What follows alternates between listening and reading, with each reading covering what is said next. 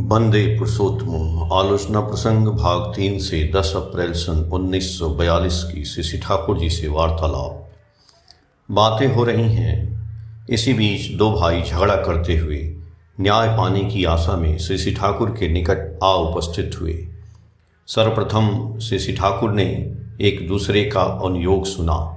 तत्पश्चात बोले, अच्छा सोच कर देखो तो तुम लोगों में व्यक्तिगत रूप से किसकी क्या गलती हुई है और उसके लिए तुम लोगों को व्यक्तिगत रूप से क्या प्रायश्चित करना चाहिए।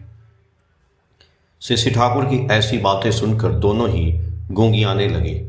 तब श्री ठाकुर ने गंभीर भाव से कहा, जिनका व्यक्तित्व है, जिनकी आत्म मर्यादा है, वे अपने आप पर स्वयं शासन करते हैं।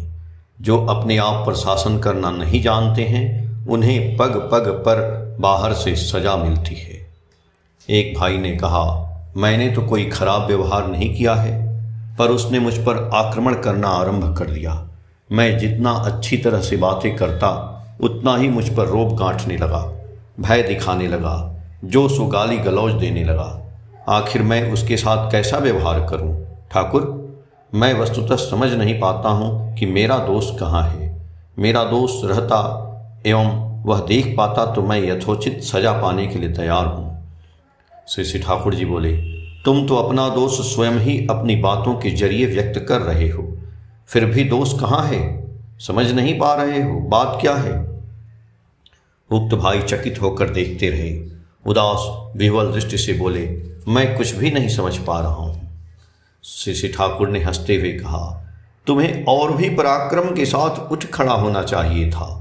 इतनी बातें करने की बजाय गंभीर होकर रहना चाहिए था, तभी वह साहस नहीं पाता। पराक्रम नहीं रहना भी दोष है। और एक व्यक्ति की ओर देखते हुए बोले, तुम्हारा दोष क्या है? कहो न। उत्तर मिला, वास्तविक में उसने कोई दोष नहीं किया है, उसे चिढ़ाने में मुझे खूब मन लगता है, इसलिए चिढ़ा रहा था। श्री ठाकुर जी बोले, ऐसा हंसी मजाक करना चाहिए जिससे दोनों को ही अच्छा लगे। उसकी भी सीमा होती है, सीमा के बाहर जाने पर सात्विकता सही रहती है। जाओ उसे खुश कर रख दो। श्री ठाकुर की बातें सुनकर दोनों प्रसन्न चित्त से एक दूसरे का हाथ पकड़ते हुए मिठाई की दुकान की ओर चल पड़े। श्री ठाकुर स्वगत भाव से कहने लगे, मनुष्य गलती करता है किंतु गलती को सुधार भी सकता है। मनुष्य की ऐसी दो तरह की क्षमता है, इसलिए तो भूल त्रुटि के बावजूद भी मनुष्य का जीवन इतना मधुर है। किंतु विवाह के मामले में भूल होने पर उसका फल खूब अधिक दूर तक भोगना पड़ता है। इसलिए विवाह के मामले में जिससे गलती न हो, इस पर विशेष ध्यान रखोगे। प्राण रंजन चक्रवर्ती दा बोले, हम क्या कर सकते हैं? श्री ठाकुर जी बोले, तुम लोग इतना तक देखोगे कि विवाह जिससे विधि के मुताबिक हो, एक भी प्रतिलोम विवाह न हो सके। लड़कियों को ऐसी शिक्षा देनी चाहिए जिससे वह जान पाएं कि कैसा वर चुनना चाहिए। विवाह के पहले लड़की के अभिभावक लड़के का वंश, गुण, प्रकृति इत्यादि के संबंध में विस्तृत रूप से खबर लेकर यदि लड़की के साथ बातें करें एवं लड़की की सम्मति लेने के बाद यदि विवाह करने तो बहुत अच्छा होगा। यदि 5 उपयुक्त पात्र रहे तो प्रत्येक के विषय में लड़की के समीप यथायथ रूप से बातें करनी चाहिए। उसके बाद लड़की जिस वर्ग को पसंद करे उसके साथ ही उसका विवाह करने की चेष्टा करनी चाहिए। यह ध्यान रखना चाहिए कि विवाह के मामले में लड़की की श्रद्धा एक प्रधान चीज है। यदि शादी विवाह सही रूप से होती है, यदि दाम्पत्य जीवन संगतिपूर्ण होती है, तो नारी पुरुष दोनों ही जीवन में एक रस पाते हैं, उत्साह पाते हैं, संतान आदि भी अच्छी होती है। वंश परंपरा में समाज धीरे धीरे बढ़ता रहता है। विहित अनुलोम विवाह का जिससे प्रसार हो, उसके लिए वह भी करना चाहिए। जहाँ जाओगे वहीं तुम लोग इस विषय को लेकर आलाप आलोचना करोगे। जो भी करने जाओ उस विषय में खूब याजन करने की जरूरत है।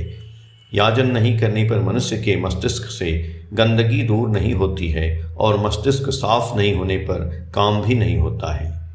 प्राण रंजन दा बोले, ठाकुर, कम्युनिस्ट लोग तो ईश्वर को मानते हैं, इसके अलावा वे कहते हैं कि शोषणहीन, श्रेणीहीन समाज की जब तक प्रतिष्ठा नहीं होती तब तक मनुष्य का कल्याण नहीं होगा।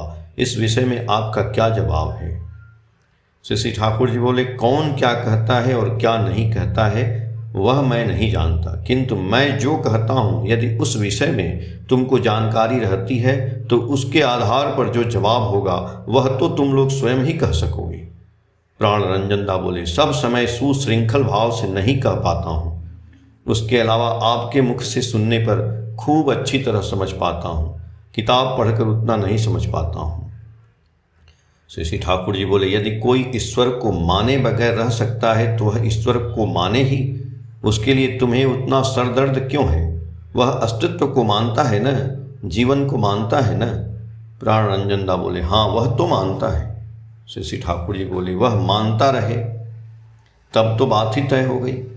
यदि कोई जीवन को मानता है तो वह उसके उत्स को भी मानता है, चाहे वह उसे जो कुछ भी कहे। उसके बाद समाज शोषणहीन हो सकता है किंतु श्रेणीहीन कैसे हो सकता है?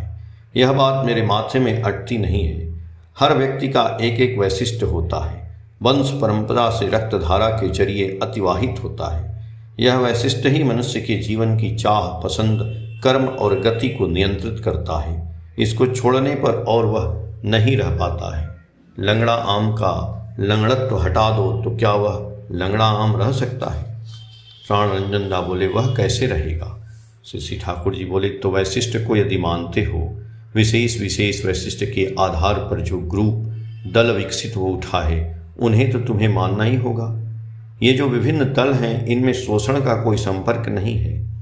विप्र के बिना क्षत्रिय, वैश्य, शूद्र का काम नहीं चलता है, क्षत्रिय के बिना विप्र, वैश्य, शूद्र का काम नहीं चलता है। ये सभी इंटरडिपेंडेंट, परस्पर निर्भरशील हैं। कौन किसका शोषण करेगा? वैशिष्ट अनुसार ये सभी आपस में सेवा का आदान प्रदान कर अपने अस्तित्व को अक्षुण्ण रखते हैं। प्राण रंजनदा बोले, वे लोग खासकर धनी दरिद्र के रूप में समाज के श्रेणी विभाग में विरुद्ध बातें करते हैं। सारी संप्रदायों को राष्ट्र अधीन में लाकर वे धनी दरिद्र की दूरी को मिटाना चाहते हैं। श्री ठाकुर जी बोले, योग्यता अनुसार ही कोई धनी होता है तो कोई दरिद्र। धनी होने पर ही वे मनुष्य का शोषण करेगा ही इसका कोई अर्थ नहीं। सद्भाव से सेवा देकर भी तो मनुष्य धनी हो सकता है। धनी होकर भी मनुष्य जिससे धन का सद्व्यवहार करे, परिवेश का शोषक होने के बजाय पोषक हो उठे, उसके लिए ही तो आवश्यक है आस्तिक्य बुद्धि, धर्म कृष्ट। धर्म ही मनुष्य को समझा देता है कि परिवेश का स्वार्थ ही उसका स्वार्थ है। वैसा करने के बजाय शोषण को दूर करने के लिए यदि मनुष्य के व्यक्ति स्वातंत्र को लुप्त कर दो, मनुष्य को अपने वैशिष्ट के मुताबिक कर्म, अर्जन और दान नहीं करने दो, सबको यदि एक समान बना दो, यदि प्रत्येक को स्वाधिकार से वंचित कर दो, श्रम लेकर खाने पहनने के लिए कुछ दे दो, तो उसमें क्या मनुष्य की अंतरात्मा निपीड़ित नहीं होगी? तुम स्वयं ही सोच कर देखो न, यह तुम्हें अच्छा लगता है या नहीं?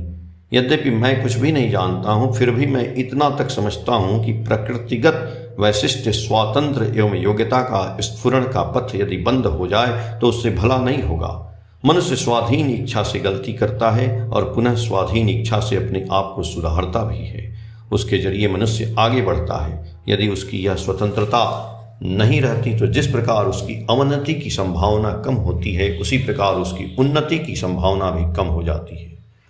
कहने का सार यह है कि उसका विवर्तन नहीं होता है, किंतु आदर्श विधृत वर्णाश्रम में स्वतंत्रता और नियंत्रण, व्यष्टि और सामंत, अर्चन और उद्वर्धन, वैशिष्ट और विश्व जनीनता इत्यादि का सुष्ट समन्वय है।